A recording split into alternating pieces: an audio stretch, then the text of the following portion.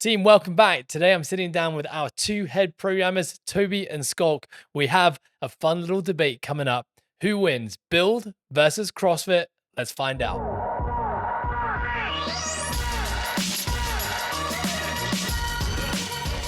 Toby, Schalk, to get this episode started, I have a question. One sentence each only to describe the other person's program. Schalk, This is such a... we're going to start with you.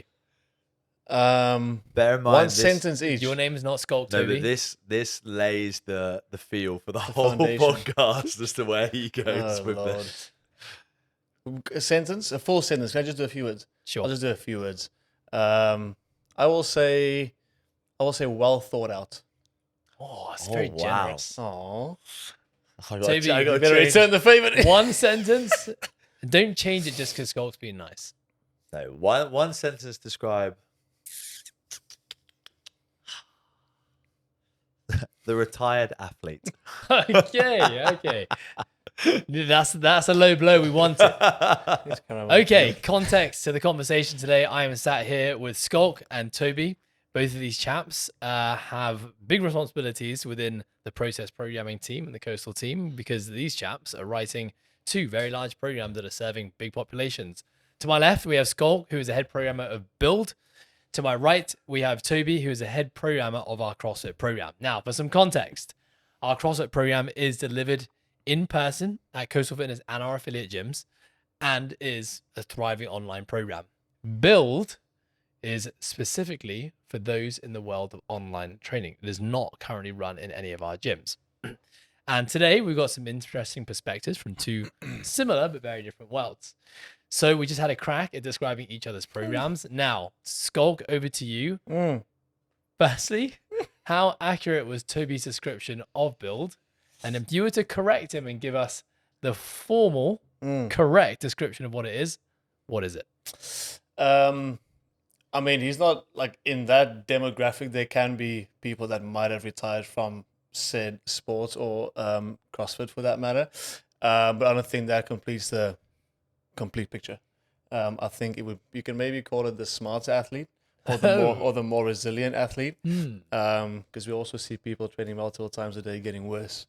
And we see people train 45 minutes a day and maintaining strength and performance. So yeah. Some would say gaining. Exactly. So yeah. So what is Build's goal? So Build is, like you said, now it's an online program.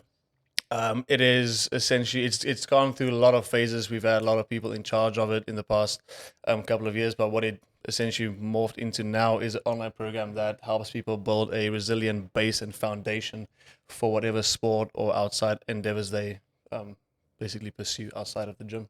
They want to look good, perform well, and feel good essentially as well while they do whatever they decide to do. Toby, firstly, how accurate was Schalk's description of the CrossFit program? Incredibly. I very much think it out. Give us your definition, please. So the CrossFit program is for anybody who wants to particularly take part in the sport of CrossFit, whether that be a recreational level, semi-competitive level, or to a competitive level. So we do actually split it into those three levels. So people who want to live their life to a high standard whilst still hitting and performing the skills that we get to perform in CrossFit. Perform is the second level, and that is those who want to perform. They might take part in some local competitions. So we're going to, again, make sure that we're hitting all of those CrossFit specific skills, but in a way that allows for longevity of life and improvement in their day-to-day life as well. And then compete, those who are looking to actually push forward into the realms of whether it's beyond the CrossFit Open, into quarterfinals, semifinals as well. But again, with a direction of longevity and health, not just the performance side of it. Love it. Okay, so we talked about the programs, what they are, what they do. I want us to now describe the perfect person for your program. So, Schalk, who is the perfect person for Build? Describe them. It is somebody who still cares about their performance. Somebody who does not have time to spend 2 or 3 hours in the day, every single day, to train, to work on 1,000 different things. And somebody who's also serious about not just training, but life outside of the four walls of the gym as well. So if I can build an avatar around that is probably myself. A very non-biased avatar choice there, but yeah. What are the typical goals of somebody who follows Build? They want to get stronger in main lifts like squatting, benching, deadlifting. They also want to look aesthetically pleasing, whatever that might be for that person. We all have a different idea of what that might be. We also have a focus which is around conditioning and stuff as well. So it's somebody who doesn't just want to be super, super strong and look a certain way, but also be able to go run a 5K or be able to just jump into a high rocks without having to do a 12-week prep from scratch, essentially. So, yeah. Toby, describe the perfect person for CrossFit. I mean, it always depends. It's like we've got 3 levels, so it's a little bit harder to do on the CrossFit side of it. 4 levels, actually. 4 levels. Okay, so for me, I'm going to refer mainly when I'm talking about the ones that we do in class and in the affiliates as well. So there is the elite side of it, but I think that elite side of it is almost easier. They're probably going to be somewhere between the age of 20 to 35, upwards of 40. There are going to be masters in there as well. And we have a lot of masters, but aside from the elite, we're probably looking at anyone from the age of 16 to 50, 60, 70. Have we got any 70s in there? So I'm gonna go from the age of 18 to around 50, who still want to take part in the sport of CrossFit, who are able to complete and look to build strength whilst touching on some of the athletic skills of Olympic weightlifting and some of the gymnastic skills that you're going to see in CrossFit. It's harder for me to define the entire program. It would be easier to define live versus perform versus compete, and you're probably going to see the training age of the person dictate where they're going to fall on that. So live, you're probably looking at a lower training age. You might only have 1 to 3 years of training experience, wants to get into the gym, wants to be healthy, isn't too worried about the performance side of it, but still wants to challenge themselves and learn the skills, but they don't need to be the person doing 10 ring muscle ups.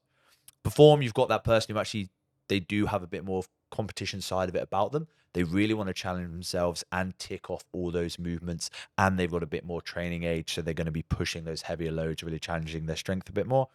And then compete, that's where you've got the person who isn't just looking to be able to do those skills and be able to develop strength. They are looking to pit themselves against a competitive community and actually look to put those skills into a format where there is, I guess, win, loss, that kind of side of things. Love it. Okay, so we talked about who the program is for and what their typical goals are. So in as few words as possible, who is your program absolutely not for? Schalk. I think people are looking for high skill development. There's none of that in the build program, so that is your thing. What is the highest skill movement that you would program in Olympic lifting. No, if sorry. Build, what would be the highest skill? The highest skill. Probably something like a deadlift. Deadlift variations, squatting variations, limited to back and front squat, really. Yeah. CrossFit, who is it absolutely not for? You. Confirmed and agreed. Who is it not for? So for me, it's not for someone who just wants to come in and get a purely strength or a purely conditioning based program. There is going to be a much higher skill element. So if there are people who just want that foundational baseline ability to, as Schalk said, do the simple quote unquote lifts well, be able to go and run, not for them, because there's going to be too many high skill elements. There's going to be that learning and practicing element alongside the training element as well. Okay, up for debate. Which of your 2 programs do you think is easier to prove progress in? To show that someone has progressed? Yeah. That is so much easier. I would agree with that. Why? Oh, I've listed 5 kilos more. I think the time spent doing, if you look at all the things that you would do in the build program, the list isn't super, super long. So the time spent doing all the things essentially is a lot less. Gives you more time to hone in on the motor control, the skill element to it, again, quote unquote.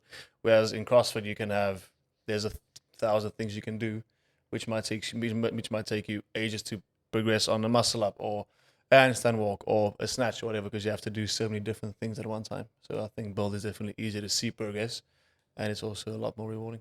Do you think that's something that hurts the growth of, let's say, CrossFit programs, Toby? The fact that it is harder to prove progress. Yeah, 100%, because particularly the way we program as well, we will make sure there's 1 or 2 priorities in a block. Whereas particularly if you have someone coming in who has desire to learn all of the skills or has multiple holes in their game, let's say if they're a compete or an elite person, we're not going to program all of them all of the time, because we're not going to burn people out. We're not going to crush them. That's just not how we go about it. And so if they have multiple things and they're only putting the focus in, even though it might only be 6 to 8 weeks, there's only a certain number of things that we are going to be able to definitely significantly improve in that 6 to 8 weeks. So by doing that, by just picking a couple of things to focus on, that's helping us be able to prove progress, because we're putting more energy into those things versus trying to get good at everything. Yes, there. So we can prove progress in 1 or 2 things, but I think that then also limits in what people are wanting or expecting to get out of it. If you're expecting to come in and get better at CrossFit instantly with all of the skills, it's much harder to prove the progress there across the board, because we're going to be constantly balancing things out. So over 2 years, yes, you're going to see significant progress. It is probably going to be shorter than 2 years, but in a shorter time frame, it's going to be harder to see that progress as a whole. I just add in there, I think with CrossFit,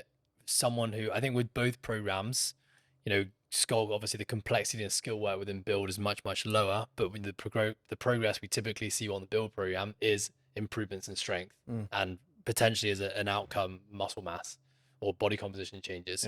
Within CrossFit, there's obviously a massive skill component. There's a strategy and pacing component that's also harder to measure potentially. But I think in both cases, the newbie who joins these programs can experience a lot of really, really fast gains. And then, the longer and deeper you go into it, the amount of years you stack up, those gains become smaller and smaller and smaller. I do think as well, if we look at, as Schalk said on his program, the number of things that you are looking to improve at any given time is that much smaller. So I think you will hit that more regularly. So in that 3 a week or 5 a week option, they're touching on it so much more frequently. Even though in CrossFit we have those priorities, we still have to touch on all of those other things to maintain them. So the number of exposures that CrossFit person is going to be getting is always going to be somewhat smaller than someone doing build. So even though it's a priority, you may only get X amount of exposures to it, particularly if it's a 5-day program and you're only able to do 3, whereas build, you can pick between the 5 or the 3. Okay. Both of you chaps are doing more than just writing these programs. You have other jobs within the organization. And one of those other jobs is writing programs that apply to people in class. So Toby, for you, obviously you're writing programs that have to be able to be delivered in a class format in a gym, but also online. Schalk, you write build, which is predominantly only for online, but you also write the High Rocks program, which is delivered in-house. So the question to both of you is, what do you prefer? Writing a training program where you don't see people carrying out that program on a day-to-day basis, which is online, or do you prefer writing programs where you get to see it in person? Do you want to go? I mean, quote unquote easiest is where I don't see it. Why? Because I can write what fits the outcome I'm trying to achieve perfectly. If that makes sense. So what might get in the way of that? Time restraints, equipment restraints, other people in class restraints, the schedule that person's going to have, all of those things are going to have an impact. In class, I know that I've got 60 minutes, but that also includes the brief. It also includes changing equipment halfway through. It also includes managing a class size of X amount of people. I can't expect every affiliate to have 21 rowing machines, 21 pull-up bars, and 21 rope climbs. Whereas for an elite program online, I'm writing it to get the exact desired stimulus or outcome that I want on that day without having to think about logistics. Yes, some logistics, but it's so much more freedom for me to go and write it. However, it's very rewarding to be able to go and see it in action. And I can also see if what I desired to happen is happening and is being followed. Because I might write something and I put a time frame on like a sprint thing. And I go down and I'm like, cool, they'll be able to sustain X, Y, or Z, or they'll get that done in this much time, and then that will give them Y time to do that. And I go downstairs and everyone is on the floor, and I'm like, oh, they've got 20 seconds left. it means I can be a lot more responsive in the next sessions and the responding sessions. Whereas online, yes, I'm going to get that feedback from the results people put on, but I don't see them do it. So I don't see how they attacked it. I don't see the intent that they put behind it. So initially, it's easier to write the online one that I'm not seeing, but it's probably more rewarding and more informative to have the one that I can go downstairs and see in action. So which one do you prefer? Jesus. That could have been done 2 minutes ago. Want to go again? Online. Online. Let's go. I don't prefer either, really. I enjoy both. I think to echo... Sorry. No, mine's going to be a lot shorter than yours, okay? To echo his, I think if you program for something that you see happen in front of you every single day, it's a bit more personal. You get a bit of feedback from the person that's doing it there. You can have a chat with them. How was that? Like it's on the spot there and then. I think I'm on a clock here. I think the online thing, yes, it's hard because you can't see if people are, one, doing it properly and if they are, one, enjoying it unless you ask for constant feedback. I do think that gives me a bit of a bigger reach, and that's also something I enjoy. Like in class, I'm capped to 20 people doing my program at a time, whereas online we have 100 plus people doing build every single week, and that's also rewarding in that way. Yeah. So which do you prefer? Which do I prefer? Oh, Nick, you can't do it like that. I mean, if you're talking about programming, I think I probably also prefer programming online, because not to sound shit, but there's a bit more room for error compared to if you have people doing it every single day, because they're gonna come upstairs and be like, "Schalk, you program shit." Yeah. Whereas online, they're like, "Oh, that was a bad day. Tomorrow might be better." They just slag you off on Instagram online. Exactly. That's fine. Yeah. Okay, got it. Boys, I want to flip this to talking about your own training now. So my first question is, do you both follow your own programs? Yes. Yes. Well, there's a pause there. No, it wasn't a pause. I was seeing what Alex was doing. Yes, I do. Okay, so Schalk, in as few words as possible. Yes. What does your training look like right now? Full body strength days, Monday, Wednesday, Fridays, long run of minimum 10K upwards on a Tuesday, and then a high rocks specific training day on a Saturday morning. So you're following the build 3 per week. Yes. Awesome. And then supplementing with Running and then high rocks class at Coastal. love it. Toby, what are you doing right now? This is a bad week to ask me because it's been no. The elite track, so twice a day on Monday, Tuesday, Wednesday, Friday, and then the Saturday tester at the weekends. Typically, that is very much strength dominated in the AM, so Olympic lifting or strength based work in the AM, and then conditioning or skill based work in the PM sessions. Slightly different on Tuesday and Fridays. It's a lot more like longer conditioning based.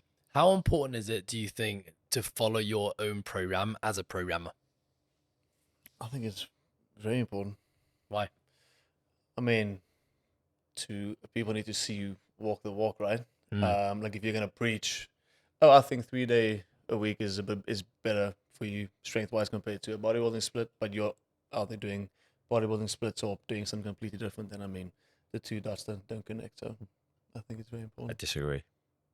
Oh, I don't think you have to do your own programming, but I think what you're doing is important. So say I'm not doing my own programming, but then I'm following another elite programming for CrossFit. Yeah, terrible. If I'm doing my chosen sport is CrossFit to compete in the elite category, that's what I'm doing. Yes. But say for like, and I'll use you as the example, if you were programming elite right now, you're not competing at elite level, but I know you've got that history. I know you've got that experience. I know you've been there, not even to the sense of being there and done it yourself. I know you've taken people to the games level. I don't give a shit whether you're doing CrossFit right now. If you were still writing it, I'd still be following it. Irrelevant of the fact that you've got 2 glass knees and are running and doing like little you had to look for more, mate. What? No, I was Jesus. trying to find a way to describe that arch you were doing earlier this morning at the gym. But yeah, so I disagree, not wholly, but I don't think you have to be doing it if you're not in that competitive or walk of life right now. Yeah. I think there are advantages and disadvantages to both. I definitely felt, when I was in the role of, I've been in both of your roles, for build and for CrossFit. And I found that when I did my own program, I got just a lot more feedback on the program itself as well. Getting to experience it, you're doing the sessions, you realize, okay, this didn't quite work. This didn't feel right. That's not the intended stimulus I wanted. I think, like you said, though, Schalk, I think it's also great from a marketing perspective to show that you believe in your own program. Could be great. And obviously that was always a tough thing for me programming elite, was that I could never relate, because that was a past life that I'd moved on from. But I was doing LPC, and right, so I was still involved in the CrossFit program. I just wasn't doing the most elite version of it. But like you said, I was lucky that I think had the evidence that people could see that, this guy kind of knows what he's doing. I think if you look at the two programs now, I think even if you as the programmer don't do the program, you still have the people, the high level people that people can look at and be like, okay, that program works because X, Y, and Z is on it. I think for Build, who is relatively new now in its stages that it is in now, there's not those people apart from myself and a few people who do the program to point at and be like, okay, they're doing Build, that is them. Sorry, what are you doing? You can use me as an example. Okay, I'll do it from next week. Okay. See, I think if you have those examples to pull from, definitely I think then you don't need to be the guy that's like, okay, I'm doing my programming, I'm the guy. But I think right now for Build, I'm in that boat where I need to essentially steer the ship, right? So, because this is also my pet hate, when it's like, oh, they're a top level athlete, I should do their program because they're selling it. You have no idea if that person, how they got there. yeah. Like, just because that top high rock, so they've probably got a coach. Like, there's been a couple of scenarios I shared the last few years where I've seen it's happening in CrossFit. I've seen it once relatively recently in High Rocks, where it's a top level athlete who has a coach is then selling their own programming, and everyone's buying. Are they saying this is what I do? No, they're just selling their stock programs. He'd download my 6-week. Oh, like train with Rich for an yeah. But well, it's not Rich, because like Rich, I would be okay with, because I know that Rich has done it. It's when it's like, say Katrin, when she was being coached by Ben Bergeron, yeah. Ben Bergeron. If Katrin then goes, hey, download my 6-week program to bet better at CrossFit, and everyone goes, oh, I'm going to buy hers. Whereas Ben's the one that got Katrin to the level that she's at.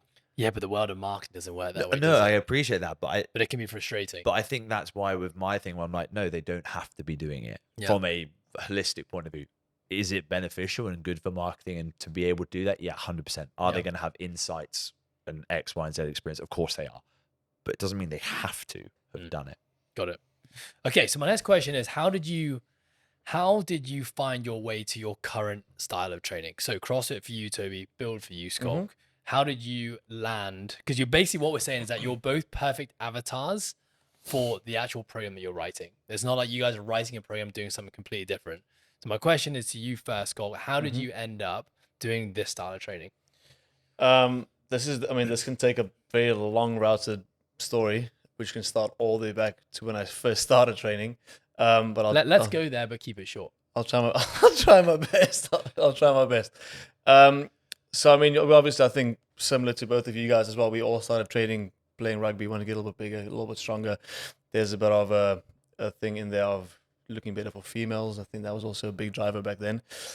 Yes? I'm going to say that was probably a bigger driver than rugby, not going to lie. I just told everyone it was rugby. Okay, same. Okay. I think then I did that for maybe 4 or 5 years, ended school. Then I started working at a global gym back in Cape Town. There was a few guys back then doing CrossFit that I used to work with, and they were all in great shape. I was on the coaching team, the smallest guy. Then I was like, oh, fuck, am I doing something wrong here? I was just doing normal bodybuilding training. They invited me to come and do a CrossFit session. In my head back then, I was thinking, okay, CrossFit training equals that physique.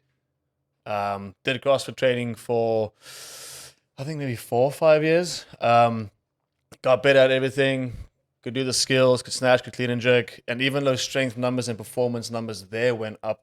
If I didn't see like physical physique changes after 2, 3, 4 years, even though performance went up, I was still a little bit unhappy looking in the mirror, be like, fuck. So the physique didn't change for you? No, not really. So I got to a point where I was like, well, okay, I'm never going to make it as a elite CrossFitter. Even if I do, I played the game my head off. Even if I do make it to whatever level I was aspiring to, but I looked X, would I be happy? And I was like, probably not. I'm probably driven a little bit more out of the vanity side of things of I want to be stronger, but also look a certain way. So yeah, I just basically got a little bit tired of CrossFit. I think it was also in the time where everything was a little bit scattered. CrossFit was a little bit rocky at the time, so I was like, you know what, now it's probably a good time for me to stop doing this. And then found Build, and here we are. And how much does Build now, what we see in the programming, how much does that look like skulking Cape Town and what you were doing back then? Fundamentally quite similar. I think just a little bit smarter in terms of the volume across the week, intensity across the week. I could have probably gotten away with doing a lot less back then and gone a lot further in terms of progression. Yeah, quite similar. Toby, how did you come to CrossFit? I probably have a few things a little bit wrong with me when it comes to competition. Just in general. Yeah, just in general. When it comes to competition and putting myself in a scenario that hurts or is hard for me to do. And then I basically had to stop playing rugby because I broke a number of times. And the more I broke, the more side on the rehab side, I got into the gym and enjoyed the gym side of it. And by the time I finished my rugby career, I was almost trying to balance out starting to move towards CrossFit as a competitive thing whilst playing rugby, and basically had to make the decision on I can't do both of these. And at that point, rugby was taking the toll on its body that I just didn't want to have anymore. So yeah, I was just like, well, I'll go and do CrossFit. And I competed and I got a fairly good level when I was back in the UK. How did you choose CrossFit? Of all the things you could have potentially done, how did you land on CrossFit? And I was just circumstantial, very lucky. So one of my best friends, and he was a lecturer at the college I was at as well. He played rugby as well, played rugby together. He opened the gym, he found CrossFit. And I was sort of at that point where I was like coming to the end of college and not sure what I wanted to do. And I knew I didn't want to quote unquote 9 to 5. And Jason just said, do I want to come and do some work experience with him? And that pretty much how I fell into his gym, fell into coaching whilst doing all the rehab. And yeah, he opened CrossFit North Devon in 2012. And it pretty just much went from there. We were like, this is cool. This is hard. And it was competitive, but without having to give up every Tuesday, Thursday evening at 7 o'clock in the pissing rain, 4 o'clock bus trips up to Oxford, Gloucester, to then give up your whole weekend to be feeling absolutely beaten up. I could find a competitive outlet there. And then actually just before I moved out to Asia, I was done with competitive CrossFit. Like burnt out, been doing it for however many years it was, 5-6 years, and got to a decent enough level in the UK and tried to go down probably the route where Schalk was. I was just like, I've just got that little itch, that little, again, whatever it is inside of me that's like, no, I want to go back and I miss that competition and put myself in a hole really and doing really sucky things. Why do you think you like it so much? Honestly, I reckon I've asked myself this a lot, and my wife has asked this as well. It's like with the competition and where we are now with work and life and being older, and like, why do I keep doing it? The only thing I can do is like, I am so irritating if I don't go and train. I'm a nightmare to be around, a pain to be around. If I don't have something that I'm gunning for, pushing for, and for me, I think it's the same. I think it's me proving to myself that I can go and do something, even if it's that I'm going to go and be better than you. And I can't do that in rugby anymore just because my body can't tolerate it. But I can go and do that in CrossFit. And I can prove to myself that I can go out and I can, whatever it's physically, mentally, beat the rest of that field or be out in that field. Then that's what I love. To be honest, I'm probably not too far away from being that person that's like, probably shouldn't be. Scott, how are you going to feel the day that you see Toby Williamson signed up for Build? It's coming soon. After all this shit, It's coming real soon. I mean, he was beaten by people on Build in the open all 3 workouts anyway, so he should maybe make the switch soon because something isn't working somewhere. Okay, hey, you mean the open where we did all the low-level movements? Hey, yeah, still exactly. CrossFit. Hey, you didn't beat me, so you could be quiet. 1 out of 3 this year. Did you beat me on anything? Yeah, you beat me on. You beat me on 1. Oh, the Warble one. Izzy beat me on 2. Yeah, the Warble one. Yeah. I didn't beat you on any workouts this year. Oh, that's bad. That's you bad. You beat me on the endurance one every year. Yeah. Well, come on, man. Used to. Come on, Get off down. bull, dude. Get off bull. So remember Okay. remember when Genghis asked you if you think you're going to make it to the muscle up? Yeah, that was disgraceful. Guys, it's not about me, it's about you guys. So, Sorry.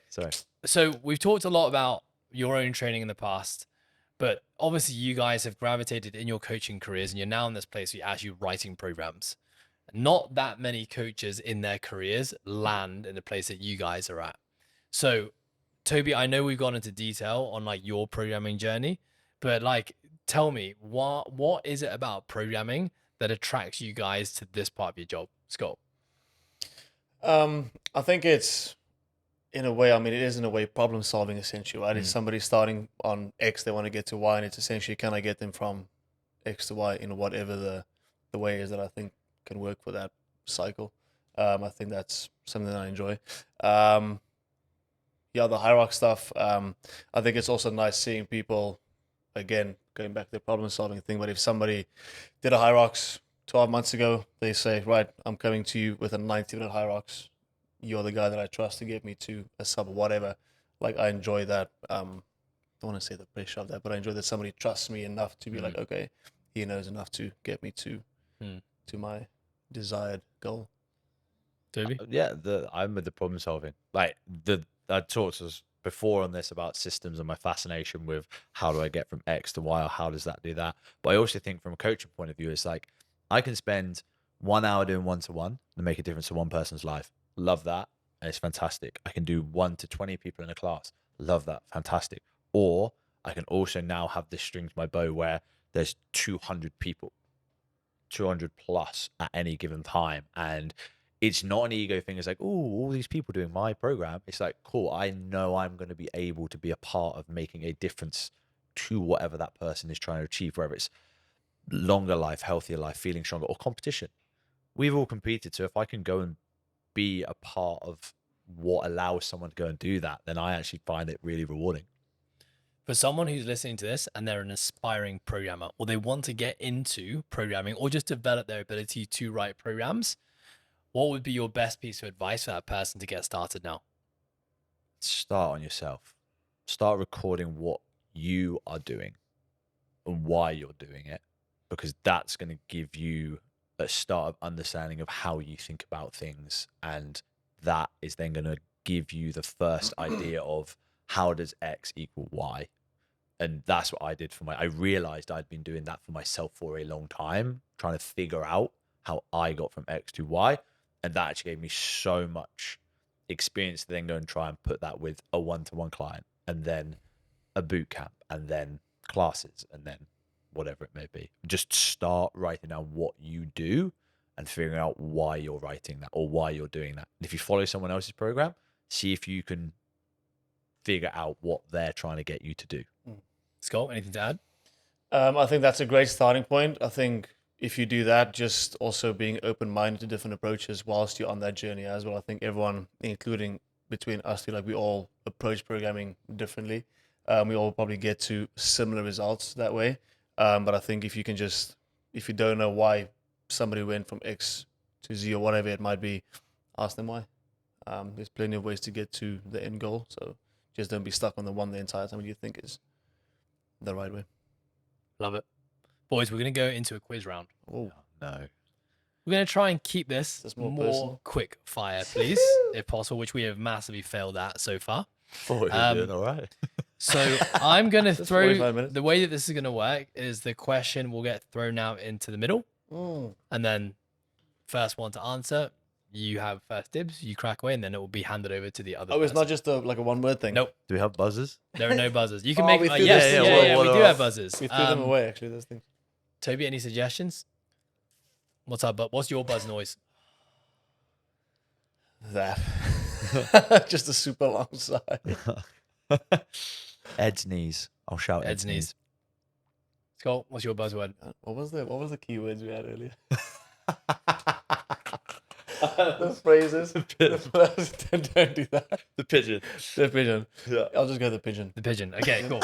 You won't get it. It's okay. It's just between I have no idea what There's you a I have little no idea flap what you guys are talking about. the ching.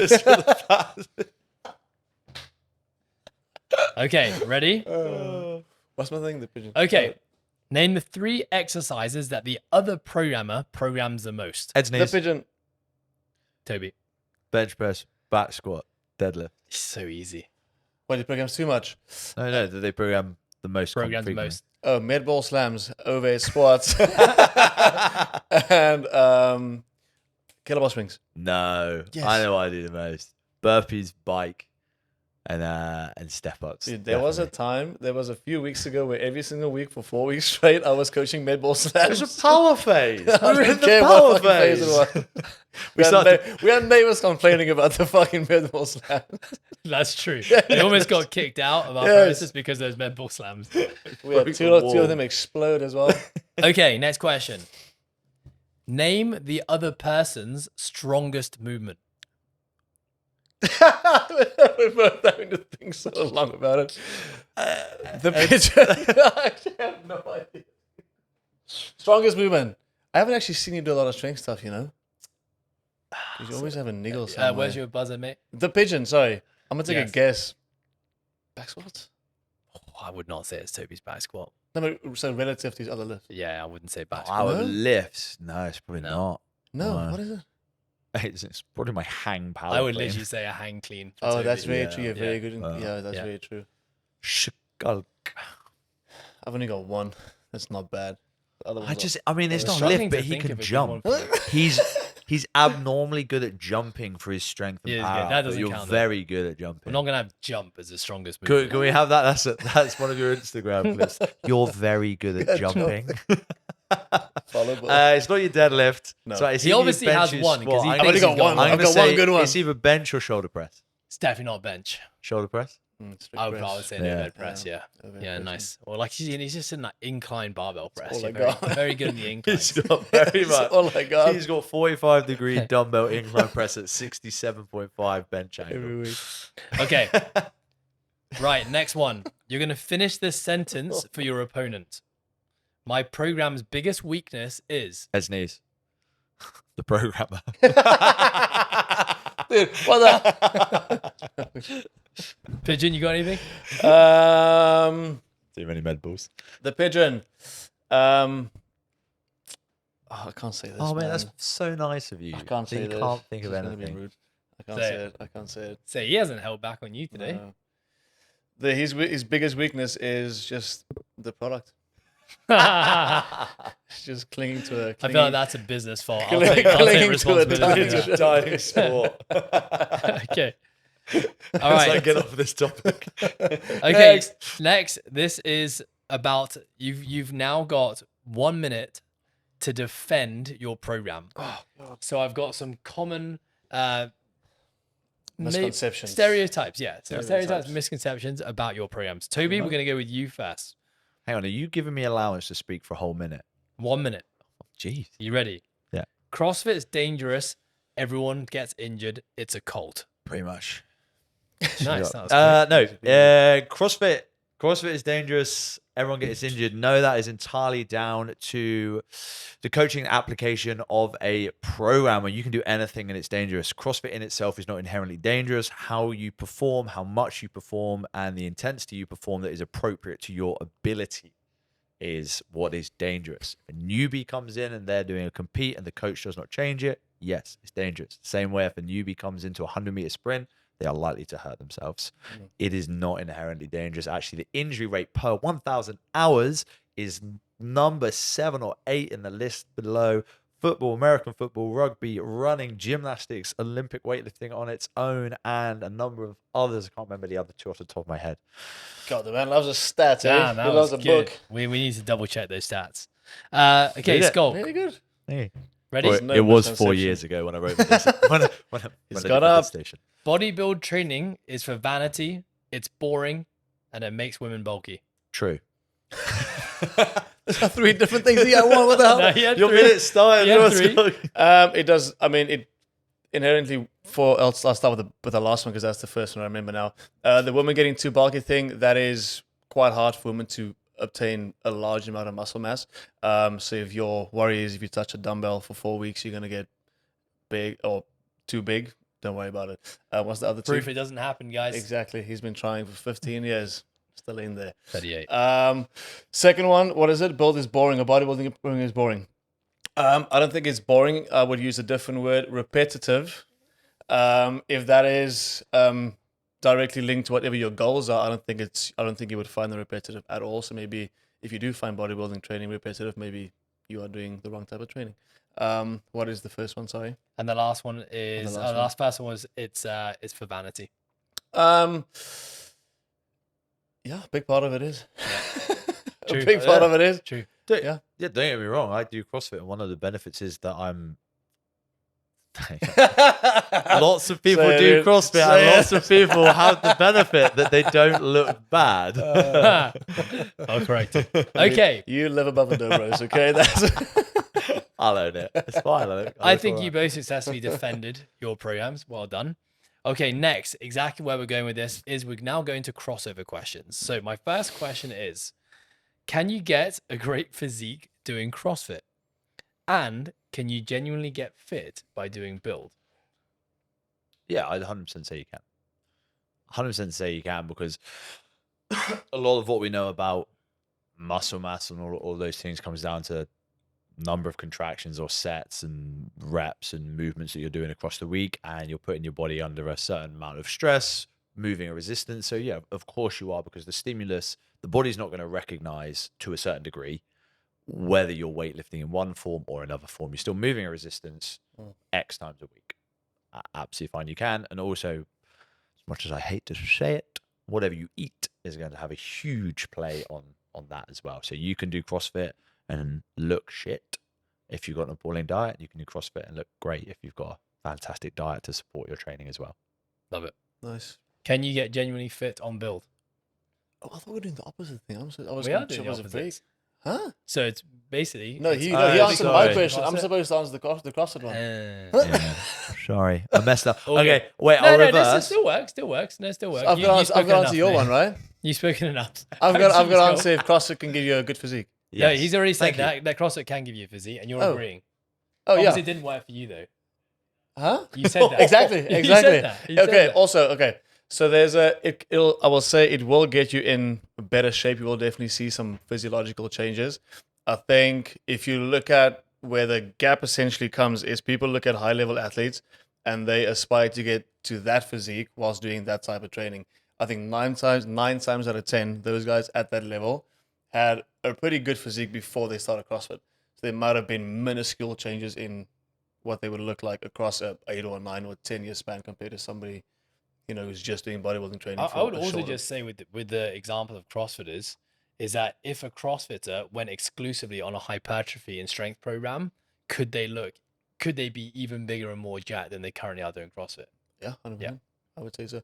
It's also a different type of physique.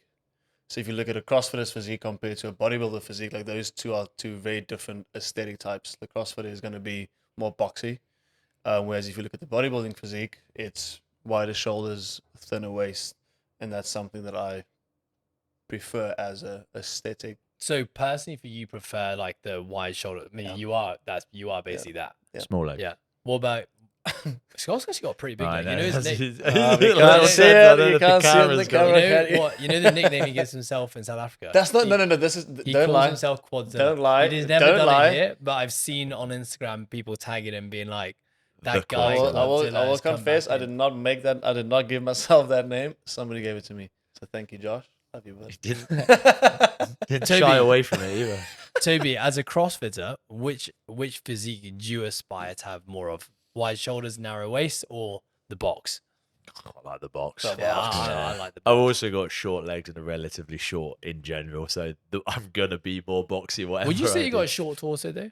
No. Because I would say you've actually got quite a bodybuilding physique, as in you got quite broad shoulders, you got a tiny waist. That's very kind of you to say. Yeah. I think All it's I've done his is head that's insult putting you it this podcast. And I'm now not you're gonna insult- give I'm me- not- No, I'm no. not Now you complimenting give you. me a compliment. No, I'm saying you got a tiny little It's waist. very It's kind embarrassing. of you to say. I do have a very small waist. Yeah, it's pathetic, and Yeah. you got no bum.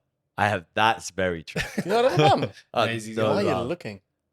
You see you how look- I've tight put- he has to Why tie are you his looking shorts? at his ass? Have you seen how tight he has to tie his I shorts? don't to look keep at them his on? shorts, dude. It's weird. What was the question? I don't know. I forgot now. Oh, it was the physique thing. Which one? Oh, Which the one speaks physique. to you more? Boxy. But that's Yeah. because that's the sport I compete in. So the guys and the girls that I'm aspiring to have that physique. So See, I would say that I am quite boxy, but I would love to have wider shoulders. You can't wear a slightly t-shirt, tapered. can you? No, You can't wear a nice t-shirt. Yeah, no, I don't. For me, it's like Just come I'm a straight large. off. No, but the shoulder seam is like halfway down my bicep. It's not good, and I can't go medium because then everything's just too tight. Also, and can't do a vest either, eh? I can't do it. Just falls off the It's true. side. It's not good. Yeah. Why do you think all merch it goes to is an oversized tee? Yeah, exactly. Okay, cool. No, mate, you're Like doing we've great. somehow You look brought this great. back to me again. Thank you. Okay, so we've got someone here who wants to train 5 days a week, but they want to do both CrossFit and build. What happens to them? Burn out. Don't get good at any of them.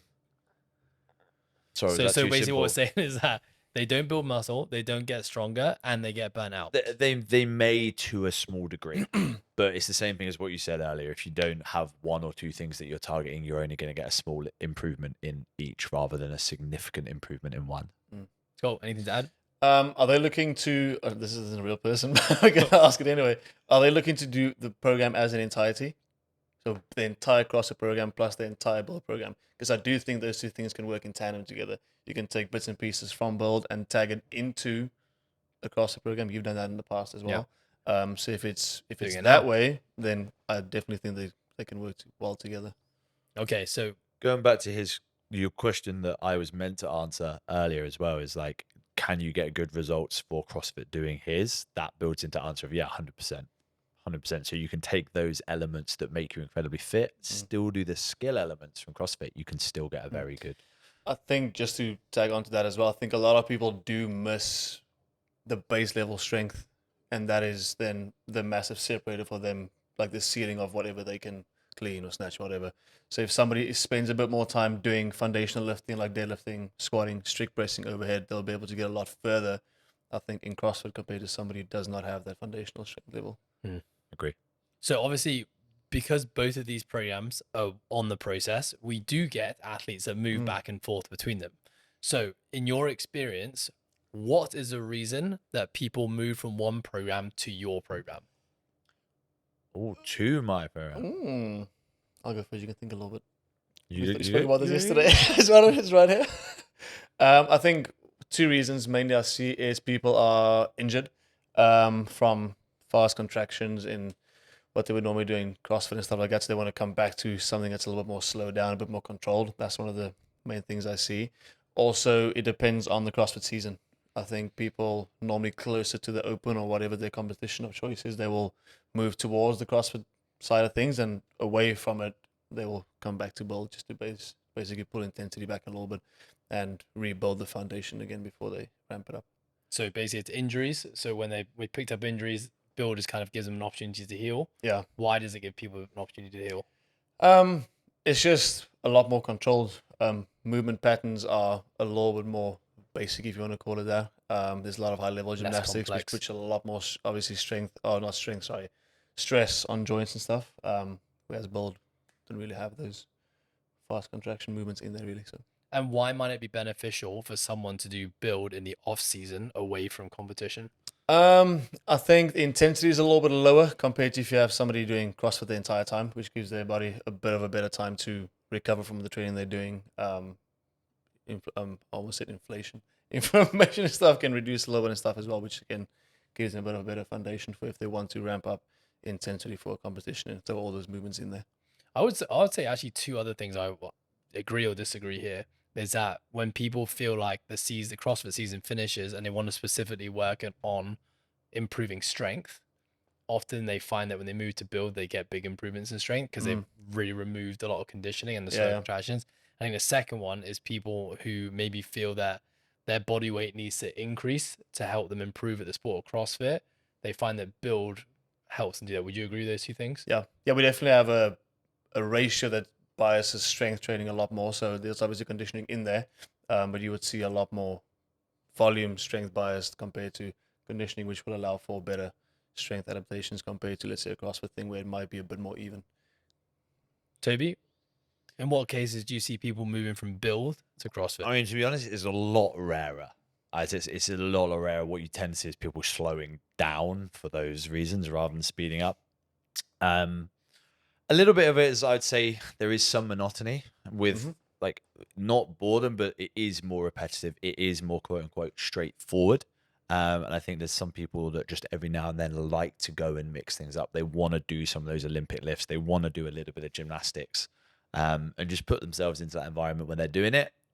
Or like say around the CrossFit season, that's where we see the biggest influx from build crossing over, because they want to take part and they want to see where they are currently in the world as they're getting older, as they're slowing down or whatever it may be. Then that's pretty much the only reason why. Or they start on build, and because they become part of the ecosystem of the process and they get to see and exposed to a different way of training they haven't done before.